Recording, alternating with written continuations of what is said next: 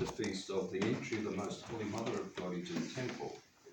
And those of you who were here early would have heard from the reading of the St. Exarion how she was 3 years old when she came into that temple to live and be instructed there until the age of 12. We know from other holy tradition that it was mainly Archangel Gabriel that taught her all the sort of things that she needed to know in order to grow higher and higher in spirituality. And when you listen to the Troparion today for that particular feast, it also says that the manifestation of Christ is in this particular feast. As you know, I am very concerned about young people of our days. Several generations now, which I have noticed, come into the world, and whether they are Orthodox or believe themselves to be other Christians, seem to have the same old age problem. And what is this problem? The problem is knowing who is Christ, who was Christ, and who will be Christ. If you look carefully along all the heresies, that is, wrong teachings about our faith, right in the bottom of all of them is exactly that issue: who is Christ? And unless you get that perfectly correct, then all the other things to do with our salvation don't make sense. Today, the youth are exposed, as I said to you in the past couple of weeks, to this notion that it is nature, the laws of physics and chemistry and all those that govern the world and that made the world and the cosmos and everything else through processes of nuclear physics, through so-called evolution and all those sorts of things. Not one school that I know of, here at least, teaches rightly about Christ yesterday, today and forever. During the feast of Pascha, on the holy night of the resurrection, we read the first chapter of the Gospel of St. John. I think this, of all the things in the New Testament, is probably the most pointed and the most direct about the person of Christ and of God.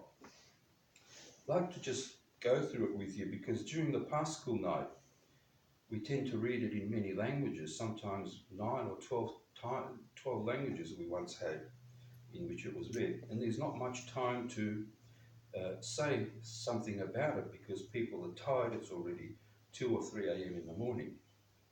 I'll just go through some of these sentences. St. John, who was one of the Gospel authors, during the time of Christ was a young boy, around about maybe 12, 13, 14, a young man, teenager, just became into teenage years.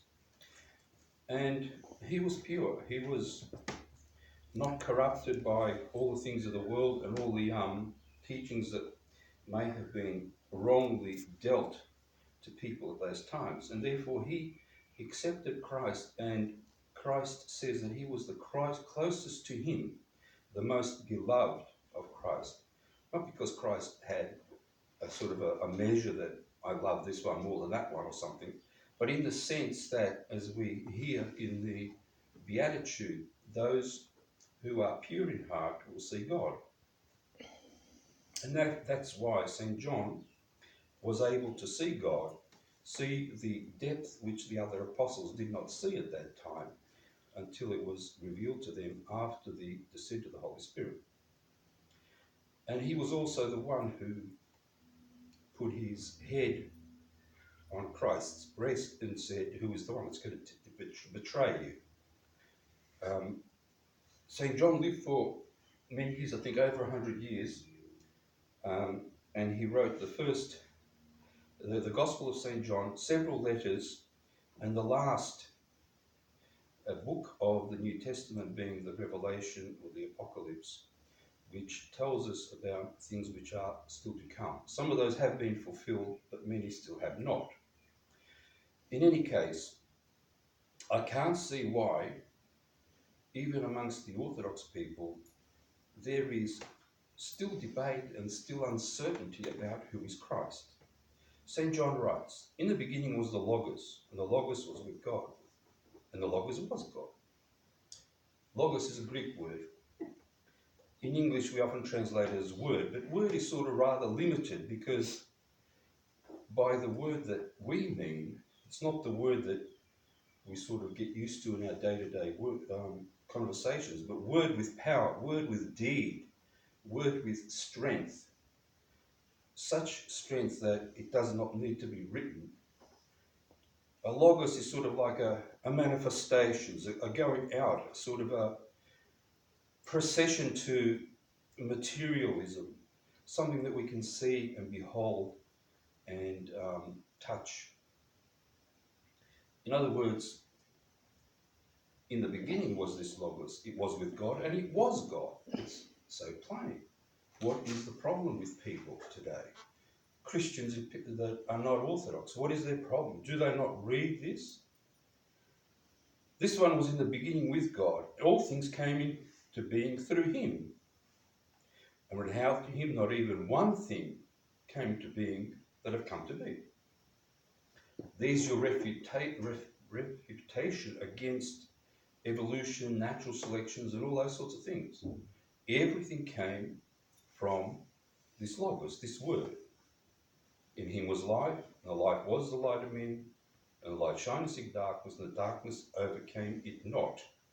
When we say the light, what we mean here is the life that we find from God, which enlightens us to understand all the sorts of things about the Lord, about salvation, about the providence of God, the enlightenment. In Russian, when we refer to a saint on the icons or something, we call them svetoy, meaning like light bearing.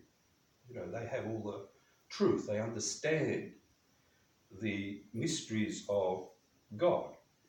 And that's what Christ came to give. St. John continues. He said, there was a man sent forth from God. His name was John. Not himself, but this one here, St. John the Baptist. This came for a witness, in order that he might bear witness concerning the light, that all might believe through him. He was not the one, the light, but was sent that he might bear witness concerning the light. This was the true light, which giveth light to every man coming into the world.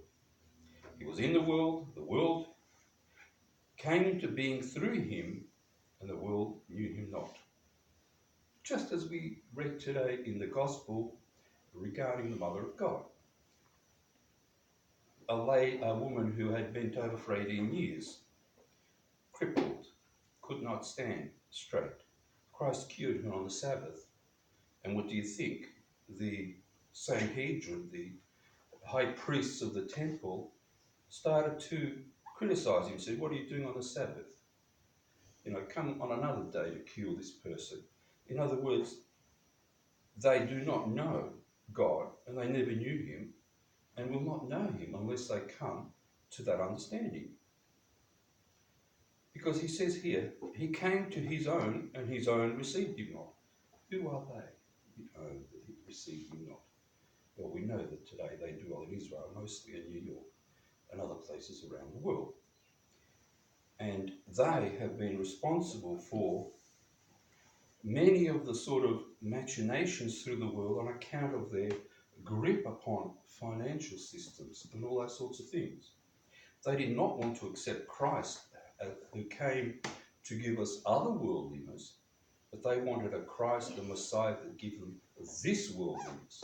And when they didn't get that, they used other means in order to achieve it.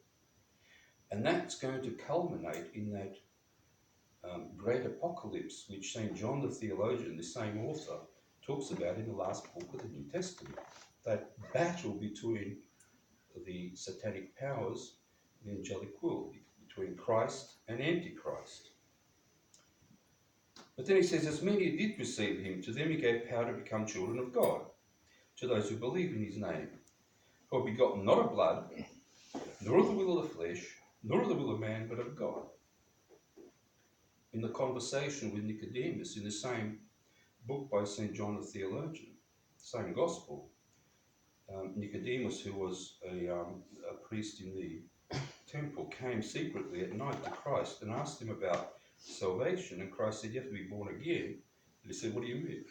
Can't get into the womb of my mother to be born again. He said, no, you've got to be born by water, by fire, by baptism, by chrismation, by those sorts of things. That's why when a person is baptized, we say that they are born again. They are born not from a physical realm, but from a spiritual one. Gives them understanding of the spiritual life. And then it says, the Logos, that is Christ, became flesh and tabernacled amongst us, that is, he lived amongst us. And we beheld his glory, the glory of the only begotten of the Father, full of grace and truth, like we saw in the reading today where he killed this woman. That's a glory that people witnessed and saw. The feeding of thousands of men, not counting women and children, with 3 fish and a couple of loaves of bread. That's a glory that was seen. John beareth witness concerning him, and have cried, saying, the one was he of whom I said, the one who cometh after me hath come to be before me, for he was before me. And his fullness we all receive, and grace for grace, for the Lord was given through Moses, but grace and truth came from Jesus Christ. In other words, this Logos, this word, is Christ. The sacrifice being that he loved his created people so much that he became one of us. And this is a really important point, because you have to understand that the Mother of God, whom we commemorate to her in her entry to the temple, being prepared for the birth of Christ, gave her flesh, which was fallen flesh. It was not immaculately conceived like Catholics, Papists believe. That was fallen flesh like you and I have. And Christ took that flesh through the Holy Spirit and also acquired fallen flesh while he was on earth. He was able to be killed. He was able to be hurt. He felt hunger and thirst and pain and all those sorts of things.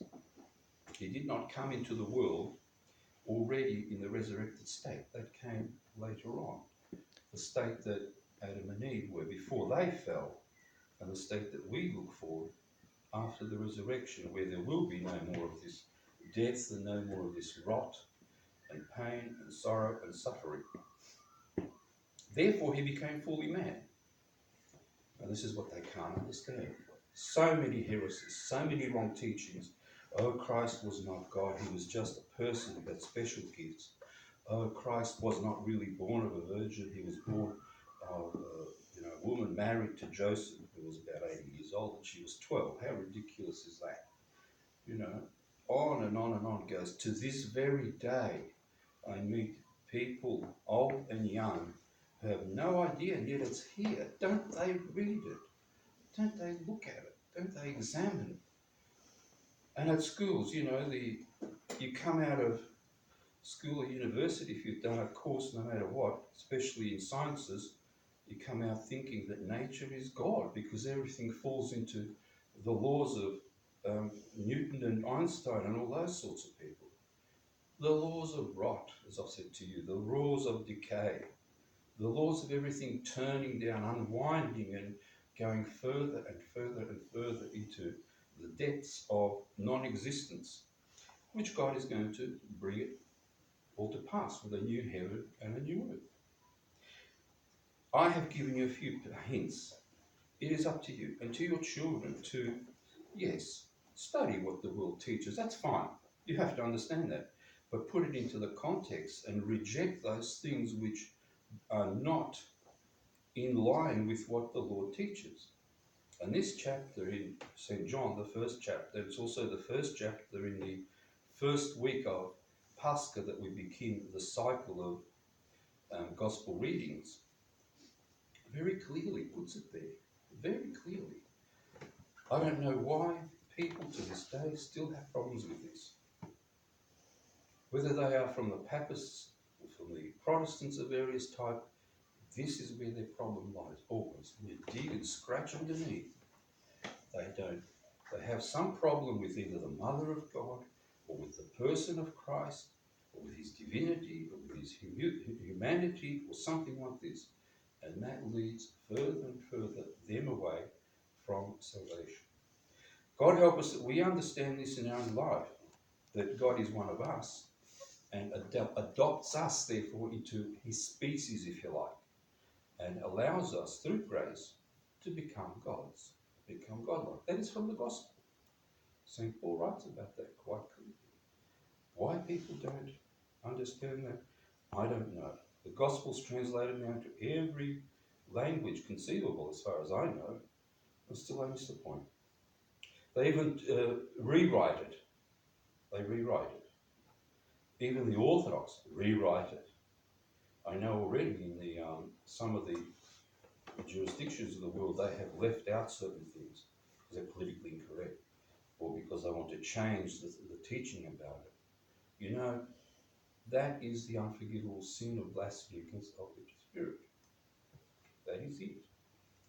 Changing any of those things is blasphemy against the Holy Spirit, which is unforgivable. Because once you reject that, well, how can you be forgiven? How can you? God help us with this struggle, and may we understand that truth and use that for our own salvation.